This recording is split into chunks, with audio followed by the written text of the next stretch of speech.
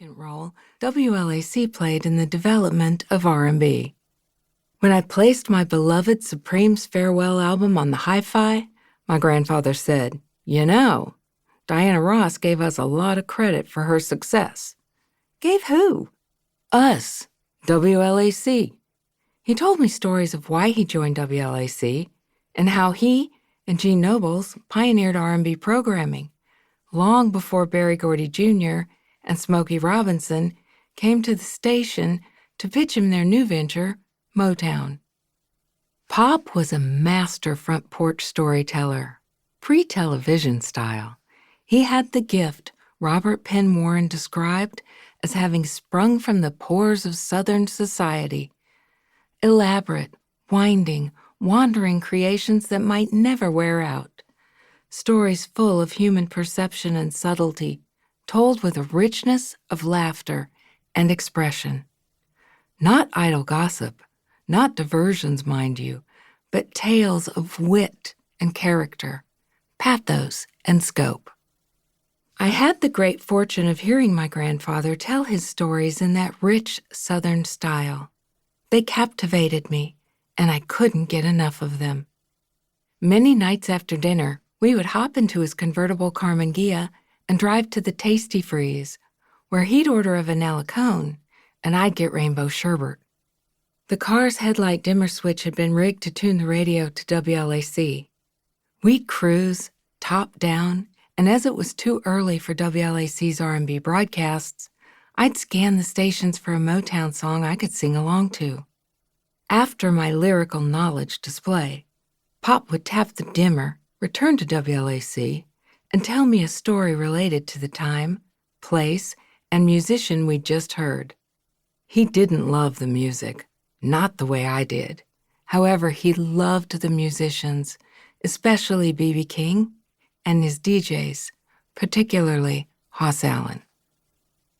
Night Train to Nashville is a compilation of as many of these stories as I can recall. In addition to chronicling Pop's firsthand accounts of the legendary broadcasts, I have spent the better part of the last 15 years verifying his tales, reading, researching, and interviewing the people who experienced these events with him, including B.B. King and Little Richard. The Night Train to Nashville story was fairly well known locally, following the Country Music Hall of Fame and Museum's exhibit of the same name. The museum's retrospective told a fascinating, although incomplete, story of the origin of rhythm and blues on WLAC. This book seeks to tell the rest of the story, the authentic lost history that was never revealed because it was not politically correct. That is, not the Nashville way. Instead, a press release version was circulated that omitted key details and led listeners to assume WLAC's extraordinary success happened accidentally. However, to anyone familiar with the Jim Crow South, the tale of two young black men who entered the locked Third National Bank building, bypassed security, rode an operator-manned elevator to the top floor, got past the locked lobby doors, and then into a locked broadcast booth where they interrupted an on-air announcer who pleasantly asked the unwelcome intruders what he could do for them, sounded too fishy to be true. For 60 years, folks have scratched their heads over how that had happened.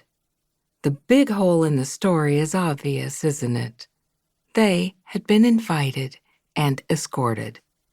What follows is the true, little-known account of how and why Gab Blackman launched the first national broadcast of what was then considered taboo race music.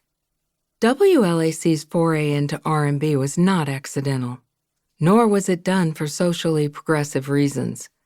And make no mistake, neither Gab Blackman nor WLAC's owner Truman Ward was a white savior. The reality was the opposite. Black musicians saved radio. The prevailing thought at the time was television would kill radio. WLAC's revolutionary broadcast